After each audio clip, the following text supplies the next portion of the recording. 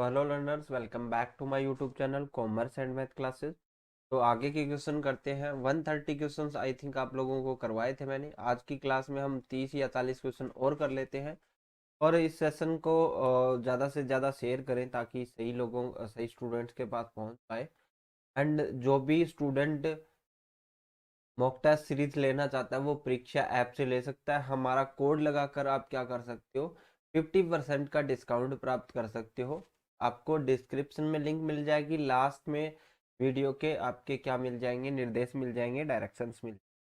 चलिए शुरू करते हैं आज की क्लास को। और जो भी स्टूडेंट है, देखिए आप ये चीज समझिए कि अगर आपको एमसीक्यू सोल्व नहीं करना आ रहा, उसमें दिक्कत आ रही है, तो आप पूछ सकते हैं, कमेंट से पूछिए या फिर टेलीग्राम पे सेंड कीजिए, लेकिन इसको कवर कीजिए, बहुत इंपॉर्टेंट है।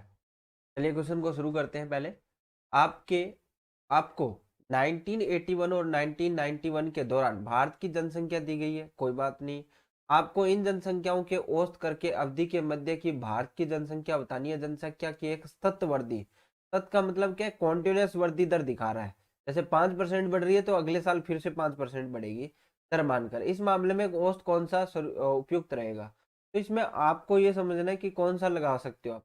तो इसमें ज्योमेट्रिक मीन रहेगा। जैसे जैसे अगर मान लीजिए कि भारत की जनसंख्या 1 थी, तो नेक्स्ट ईयर अगर आपकी 2 हो रही है, तो फिर उससे नेक्स्ट ईयर भी 4 हो जाएगी, क्योंकि ये कॉन्टिन्यूस क्या है, आपकी वृद्धि दर है, इंक्रीमेंट है। तो अगर मैं इसका ज्योमेट्रिक मीन निकालना है तो 1 गुणा 2 गुणा 4 करके मैं इसका ज्योमेट्रिक मीन निकाल दूंगा, जो कि जो 2 आएगा।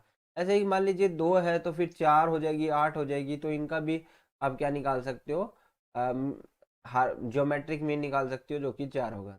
समझ में आ गया होगा ये तो, आई होप।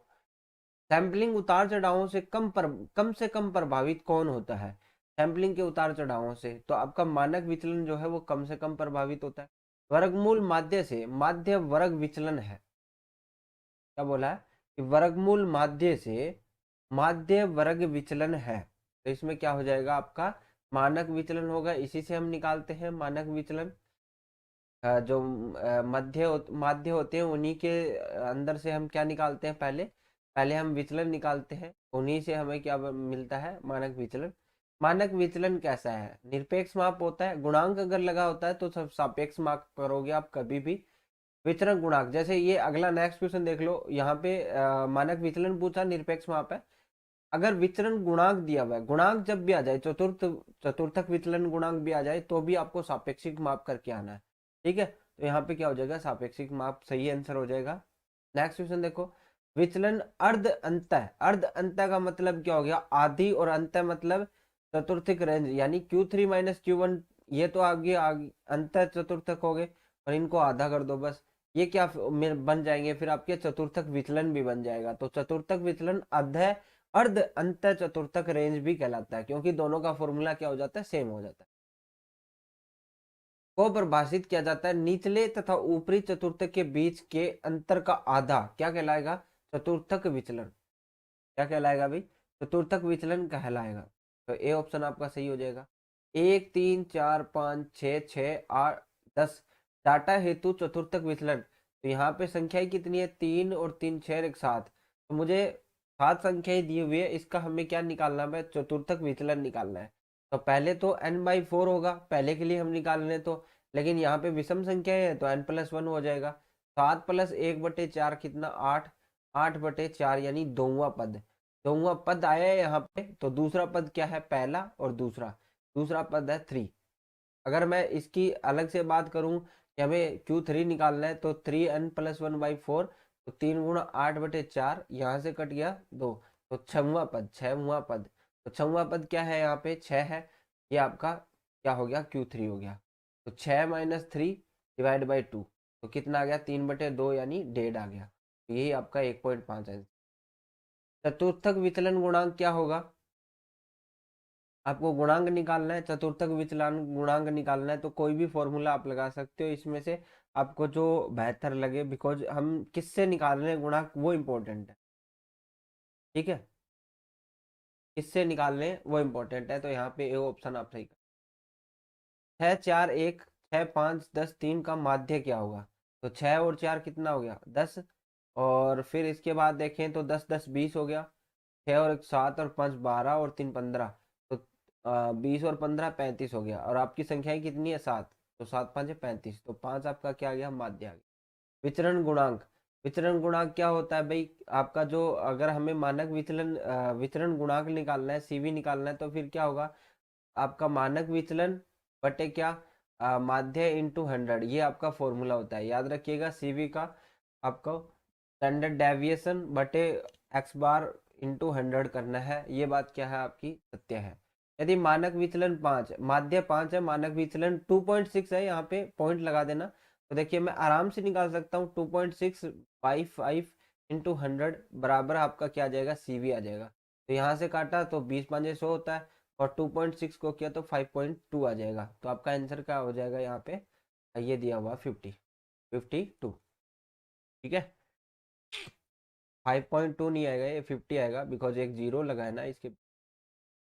यदि मध्य का 5 है और चतुर्थक विचलन 1.5 है, तो चतुर्थ विचलन गुणांक क्या होगा? तो हमारा क्या था कि चतुर्थक विचलन, देखिए यहाँ पे दिया हुआ कार्टेली डेविएशन इंटू 100 बटे मीडियन, तो आपको कार्टेली डेविएशन कितना है आपको पता है? 1.5 है, और आपकी मीडियन कितनी है? 5 है, इंटू 100 कर दो, तो यहाँ से काटा तो ये 20 आ गया, 15 दूनी 30 होता है, तो ये आपका 30 आंसर हो जाएगा, सी ऑप्शन। गणितीय माध्य निकालना है, तो यहाँ पे देखिए 2 6 8, 8 4 12 13, 13 8 21, 21 5 26 और 2 28, और संख्याएं कितनी है? 7 है, तो 7 का डिवाइड करेंगे तो 4 आ जाएगा। नेक्स्ट देखिए, विचलन के सभी मापों में सर्वाधिक उपयोगी कौन सा माप है? तो आपका कौन सा है? स्टैंडर्ड डेविएशन है, मानक विचलन है। 6 4 1 6 5 10 4 8 अवलोकनों के लिए रेंज है। रेंज रेंज पूछिए आपको। रेंज देखिए, रेंज का आपको काफ़ी कुछ पता होगा, बट यहाँ पे आपको रेंज निकालनी है, तो हमारे पास देखिए ऊपरी सीमा कितनी है और निम्नतम सीमा कितनी है, वो हमें पता होना चाहिए। देखिए ऊपरी सीमा, निम्नतम सीमा तो ये नज़र आ रही है, और निम्नतम सीमा हमको 1 है, और ऊपरी सीमा कितनी है? 10 है, तो इसकी रेंज निकाल लीजिए। 10 माइनस 1 कितनी हो जाएगी रेंज? 9 आ जाएगी। ठीक है, नेक्स्ट क्वेश्चन देखिए, यहाँ पे किसी को दिक्कत नहीं होनी चाहिए। केंद्रीय प्रवृत्ति का एक माप अनुमान लगाने का प्रयास करता है। केंद्रीय प्रवृत्ति का एक माप अनुमान लगाने का प्रयास करता है। क्या अनुमान लगाने का प्रयास करता है? केंद्रीय मूल्यों का, सेंट्रल टेंडेंसी के जो है मूल्य, वैल्यू जो है वो निकालने का प्रयास करता है। केंद्रीय प्रवृत्ति के मापों को हम क्या कहते हैं? अंतर, औसत, दोनों क्या कहेंगे भी इनके? इनको हम कहेंगे एवरेज, औसत कहेंगे। माध्य किनारों के मूल्य से प्रभावित होती है। क्या बोलता हुआ है? माध्य जो है, जो किनारों के मूल्य होते हैं उनसे भी प्रभावित होता है, तो बेसिकली होगा, बिकॉज हम तो इसमें सभी जोड़ते हैं, लेकिन माध्यिका नहीं प्रभावित करती, ना ही बहुलक प्रभावित करेगा। 6 7 11 8 का माध्य क्या होगा? 6 7 13, 13 और 11 24 हो गया, 24 8 32, और आपके पास संख्याएं कितनी है? 4, तो 8 चौके 32, 8 आपका आंसर हो जाएगा। अगर आप गणित में स्ट्रोंग है तो आप ऐसे क्वेश्चन को अच्छे से कर पाएंगे। और एक और चीज ध्यान दिया होगा आपने कभी भी, कि मैथमेटिकल समस्याएं सोल्व करने वाले जो स्टूडेंट है वो अच्छा करते हैं हर सब्जेक्ट में, तो आप भी कोशिश कीजिए कि मैथमेटिकल समस्याओं को सोल्व कर पाओ। या फिर आपको मैथ नहीं आती तो सीखने की कोशिश कीजिए, कुछ सिंपल चीजें तो आप सीख सकते हो, जैसे सिंपल इंटरेस्ट है, कंपाउंड इंटरेस्ट है।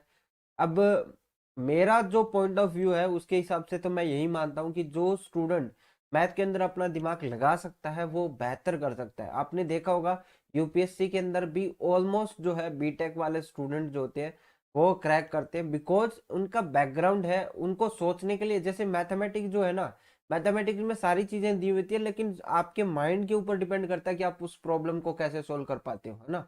इस चीज के ऊपर फोकस करना। अगर आपको नहीं आती मैथ तो सीखने की कोशिश कीजिए अभी भी। तो उसके अंदर ये होता है कि आपको जो क्वेश्चन है उसके ऊपर अप्रोच लगानी आ जाती है। वास्तविक मूल्यों तथा गणितीय मूल्यों के बीच का अंतरों का योग क्या होगा? फिर 0 हो जाएगा आपका, क्योंकि गणितीय माध्यों की बात की है और वास्तविक मूल्यों से हम घटा रहे हैं। जब गणितीय माध्यों से विचलनों का बीजगणितीय योग 0 के बराबर नहीं होता तो गणितीय माध्य की राशि ठीक क्या होगी? देखिए अब ये सिंपल सा क्वेश्चन है। इसमें क्या है, अगर मान लीजिए कि आपका 0 नहीं आया तो गणितीय माध्य आपका ठीक होगा ही नहीं, मतलब इसमें गलती है, त्रुटि किसमें? इसमें। इस समस्या में आपको माध्य निकालना है, तो आपको माध्य निकालना आना चाहिए। इससे पहले तो आपको मध्य मान निकालना पड़ेगा, बिकॉज आपको क्या दिया हुआ है, वर्ग दिया हुआ है। 30 32 62 होता है, तो 31 इसका मध्य मान हो गया। 35 और 68 हो गया, 68 का 34 हो गया। 36 और का कितना हो जाएगा, 74 हो जाएगा। 74 का कितना होता है भाई, 37 होता है। ये 80 है, 40 आ जाएगा। और ये कितनी है, 86 है, तो इसका 43 है। अब इसको डायरेक्टली आपको क्या करना है, मल्टीप्लाई करना है। यहाँ से 31 को 15 से, 37 को 42 से, 40 को 27 से और 43 को 18 से। तो इसका आपको योग लगाना है। तो इसका योग जो आएगा 43 49 आएगा, और इसकी जो टोटल संख्याएं हैं वो आपकी कितनी आएगी, 116। तो इसको लगभग करोगे तो 37 आ जाएगा। अगर नहीं आए तो आप मुझे कमेंट करके जरूर बताना। मदों का आकार दिया, आवर्ती की ये माना गया, मध्य कितना है, तो यहाँ पे देखिए मध्य मान निकालिए तो 2, और 8 3 11 का 5.5 हो गया। और 15 8 कितना होता है भाई, 23 होता है। 23 का कितना हो गया, 11.5 हो गया। और यहाँ पे कितना हो जाएगा, 36 और 5 41, तो 0.5। अब इनको मल्टीपल करके आपको क्या निकालना है, मध्यमान निकालना है। और इनसे इनको जोड़कर आपको क्या कर लेना है, डिवाइड कर लेना है। तो 15 और 16 31, 10 41 और 5 कितना हो गया, 46। 46 का आपको डिवाइड करना है, और इनका मल्टीप्लाई हो जाएगा। ठीक है, इनका क्या हो जाएगा, मल्टीप्लाई हो जाएगा। अब मल्टीप्लाई करके इनका डिवाइड करके देख लेना, आपका आंसर मिलना चाहिए। आपका आंसर लगभग 11.5 के आसपास आ। पुनरावर्तक औसतों की एक श्रृंखला को औसत है जिनमें से प्रत्येक सारणी के भीतर के मदों की एक निर्दिष्ट संख्या पर आधारित है, क्या कहलाता है। देखिए ये बहुत ही रेयर क्वेश्चन है, बहुत कम चांस में आपको देखने को मिलता है, लेकिन फिर भी आपको पता होना चाहिए। क्या बोला है, पुनरावर्तक औसतों की एक श्रृंखला का औसत। पुनरावर्तक औसतों की एक श्रृंखला है, जैसे मतलब औसत निकाल लिया, उनकी एक श्रृंखला है, उनका औसत जिनमें से प्रत्येक सारणी के भीतर मदों की एक निर्दिष्ट संख्या पर आधारित है, तो वो क्या कहलाएगा, वो आपका कहलाता है चल माध्य, मूविंग एवरेज। आपने कभी कभी नाम सुना होगा, मूविंग एवरेज। ठीक है, तो चल माध्य उसको हम बोलते हैं। औसतों को, औसतों का एक काल श्रेणी को चारू रूप के लिए काम में लिया जाता है। ये तो फिर से चल माध्य आ गया। एकत्रित किया गया माध्य क्या कहलाता है, एकत्रित किया गया माध्य क्या कहलाता है, ये आपका ग्रुप का माध्य होगा, ग्रुप एवरेज होगा। एक व्यवस्थित समुच्चय में संख्याओं के आधे का मूल्य क्या होगा, आधे का मूल्य मध्यिका से क्या मध्यिका की अपेक्षा क्या होता है, कम होता है, तथा आधे का मध्यिका की अपेक्षा क्या होता है, अधिक होता है। बिकॉज मध्यिका क्या होती है, बीच में होती है। जैसे 1 2 और यहाँ पे 3 4 5, तो ये आधे तो इससे ज्यादा हो गए, आधे इससे कम हो गए। 27 30 26 44 42 51 की मध्यिका क्या होगी। तो मध्यिका हम निकालने के लिए पहले तो संख्याएं कितनी है, 7 संख्याएं हैं, तो हमें क्या चाहिए, 1 2 3 4 5 6 7। तो ये हमें कौन सा पद चाहिए, चौथा पद चाहिए। तो मैं यहाँ से सीधा सीधा काउंट करके, पहले क्या आएगा, 26 आएगा। दूसरा क्या आएगा, 27 आएगा। और तीसरा क्या आएगा, 30 आएगा। और चौथा क्या आ जाएगा, फिर 37 आ जाएगा। 37 इसकी क्या हो जाएगी। नेक्स्ट देखिए, मूल्यों की सम संख्या के लिए मध्यिका है। मूल्यों की सम संख्या के लिए मध्यिका क्या है, दो मूल्यों का औसत। जैसे 1 2 3 4 ये सम संख्याएं देती मुझे।